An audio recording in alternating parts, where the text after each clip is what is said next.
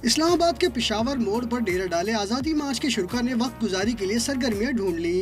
खाने पकाने और खाने पीने से फरागत के बाद चौपाले लगाने लगे। चंद शुरा मोबाइल फोन चार्ज करने के लिए अपने साथ बैटरियां और सोलर पैनल भी साथ ले आए। चंद जिंदा दिल शुरा ने पंडाल में लंगड़ी पाला खेलकर अपना दिल बहलाया।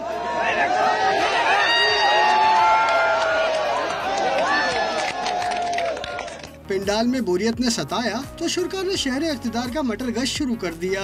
किसी ने पार्क में पहुंचकर झूले झूले और बचपन की यादों को ताज़ा किया तो कोई फिसल बंडों पर लड़खड़ाता नजर आया।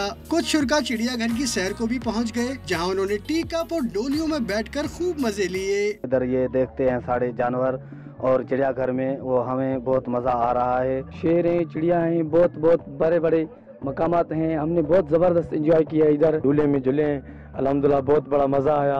बहुत बड़ा इस्लामाबाद खूबसूरत शहर है। हमारा पाकिस्तान का वो पहला शहर है जिसका खूबसूरत है।